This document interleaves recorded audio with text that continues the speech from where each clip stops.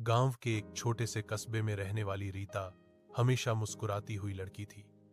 उसकी आंखों में सपने थे और दिल में अपने परिवार के लिए प्यार। रीता की मां बीमार थी और पिता मजदूरी करके घर का गुजारा करते थे। घर की मुश्किल हालातों के बावजूद रीता ने कभी हार नहीं मानी। रीता का सपना था कि वह एक दिन शिक्षिका बने। वह दिन रात मेहनत करती, किताबों में डूबती और गांव के स्कूल में सब बच्चों को पढ़ाने की सोचती। उसका सबसे बड़ा सहारा उसकी छोटी बहन सिया थी। सिया रीता के हर संघर्ष में उसके साथ खड़ी रहती। एक दिन गांव में खबर आई कि शहर के बड़े स्कूल में शिक्षिका की नौकरी खाली है। रीता के दिल में उम्मीद की किरण जगी। उसने तैयारी शुरू कर दी। दिन और रात दोनों उसने मेहनत में लगाकर परीक्षा की तैयारी की। उसके पिता ने अपनी कमाई में से कुछ पैसे जोड़कर उसका यात्रा खर्चा भी दिया। परीक्षा का दिन आया।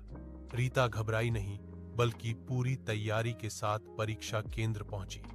उसने अपनी पूरी क्षमता लगाई। कई दिनों तक रिजल्ट का इंतजार करते हुए रीता और उसका परिवार बस उम्मीदों में जी रहे थे। अंततः रिजल्ट आया। रीता के हाथ कांप रहे थे जब उसने अंक देखे। उसका नाम सूची में नहीं था। रीता फूट फूट कर रो पड़ी। वह समझ नहीं पा रही थी कि इतनी मेहनत, इतनी लगन, इतनी उम्मीदें सब बिखर क्यों गईं। घर में भी निराशा की लहर दौड़ गई, लेकिन रीता ने हार नहीं मानी। उसने ठान लिया कि चाहे कितनी भी मुश्किलें आए, वह अपने सपने को पूरा करेगी। उसने शहर के दूसरे स्कूलों में आवेदन भेजना शुरू किया।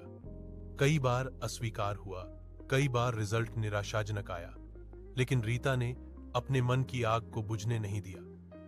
1 साल बाद एक निजी स्कूल ने रीता को छोटी सी अस्थायी नौकरी के लिए बुलाया।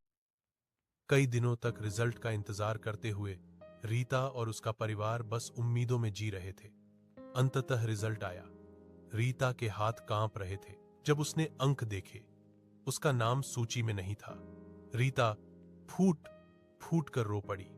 वह समझ नहीं पा रही थी कि इतनी मेहनत, इतनी लगन, इतनी उम्मीदें सब बिखर क्यों गईं।